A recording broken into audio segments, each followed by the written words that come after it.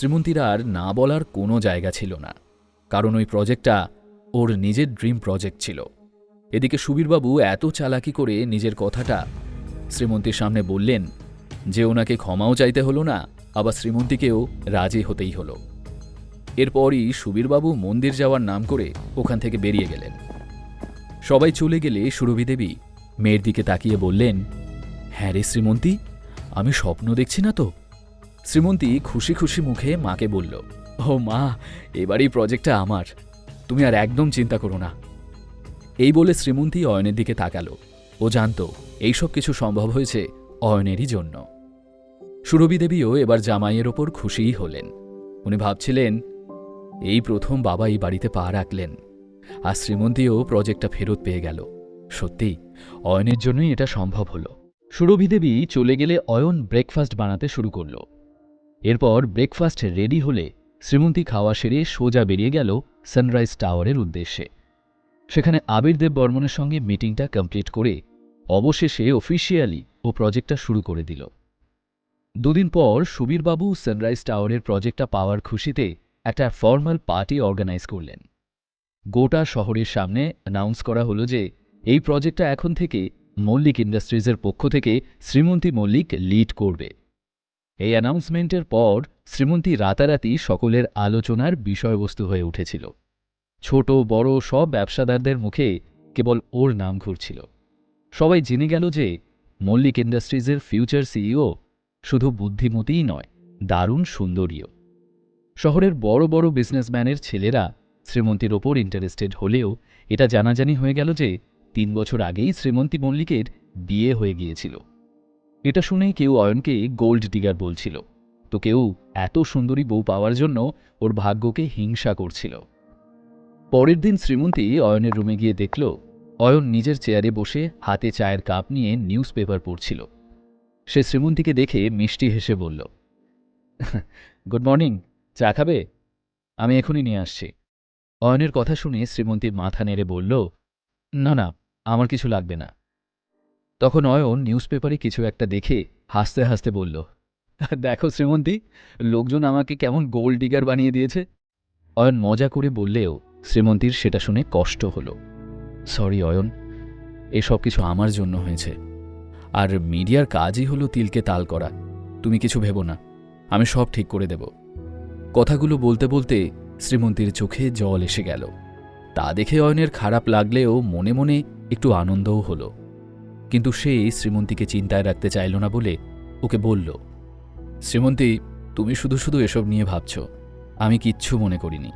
আর এখন তোমার কাঁধে অনেক বড় দায়িত্ব, সেটাতে ফোকাস করো তুমি। তারপরেই শ্রীমন্তীর মনে পড়ল যে আসলে ও এখানে কেন এসেছিল। অয়ন, ও কিন্তু আসছে আজই। কে কে আসছে শ্রীমন্তী?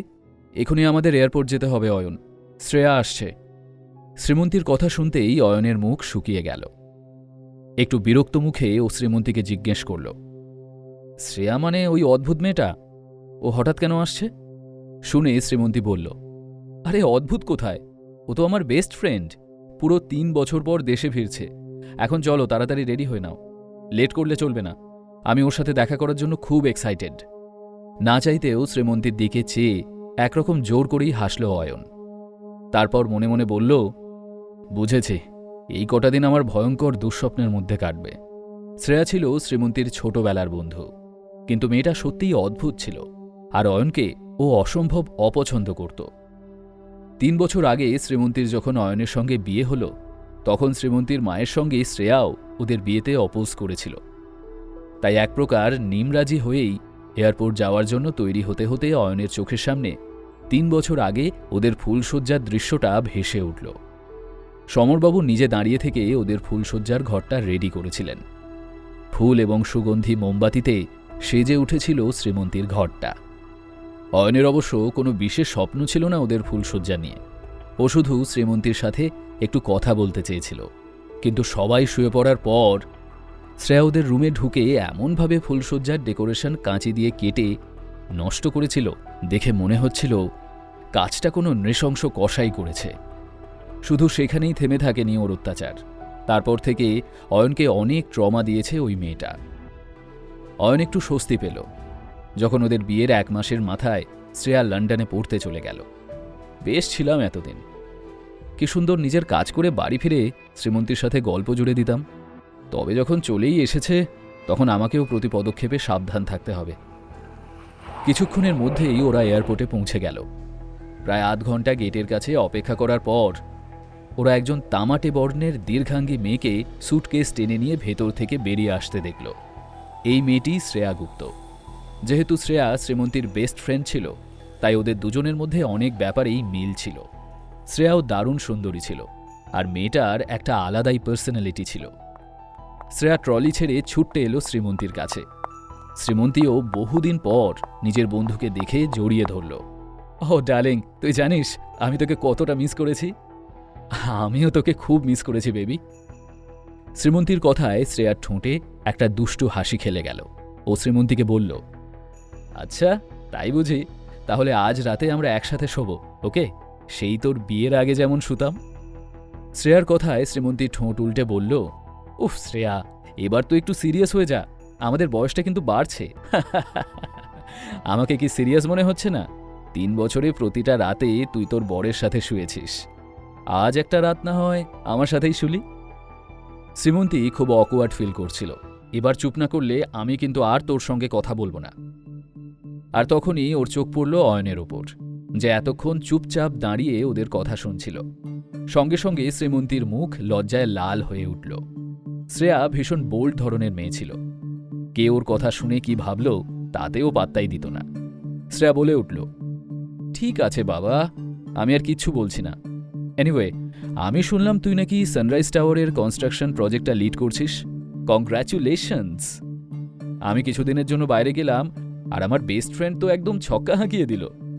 এটা শুনে শ্রীমন্তী মৃদু হেসে শ্রেয়াকে বলল, আরে সবকিছু এত সহজ ছিল না। ভাগ্যিস অয়ন আমাকে হেল্প করল, না হলে এত কিছু পসিবলই ছিল না। শ্রীমন্তীর কথা শুনতেই অয়নের ঠোঁটে হাসি খেলে গেল। কে হেল্প করেছে? অয়ন? শ্রীমন্তী প্লিজ, ইয়ার্কি মারিস না। আমরা সানরাইজ টাওয়ারের ব্যাপারে কথা বলছি, কোনো সাধারণ চেক জমা দেওয়ার ব্যাপারে নয়। এ কথা শুনেই অয়নের মুখের হাসি মিলিয়ে গেল। ও নর্মাল থাকার ভান করতে করতে ভাবল, ব্যাস এই শুরু হলো পেতনিটার আমাকে নিয়ে ব্যঙ্গ করার এপিসোড। শ্রেয়ার কথা শুনে শ্রীমন্তী অয়নকে নিজের কাছে টেনে এনে বলল, তোর যদি বিশ্বাস না হয় তাহলে অয়নকে ডিরেক্টলি জিজ্ঞেস কর না। শ্রেয়া তাচ্ছিল্য করে বলল, ও, অয়নকে তো আমি চিনতেই পারিনি, ভাগ্যিস বললি তুই, নয়তো আমি ভেবেছিলাম তোর ড্রাইভার হবে। শ্রেয়ার ব্যঙ্গ শুনে অয়ন চুপ করে থাকল। ও ভালোই জানত শ্রেয়া ওকে বেশ চিনতে পেরেছে। সে ওকে ছোট করার জন্য চিনেও না চেনার ভান করে উল্টো পাল্টা কথা শোনাচ্ছে।